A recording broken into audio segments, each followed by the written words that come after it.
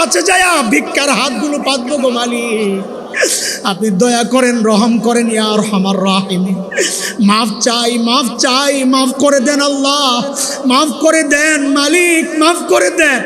দেন না মালিক, দেন না, মাফ করে দেন না মালিক, দেন না মালিক, মালিক দয়া করেন না মালিক।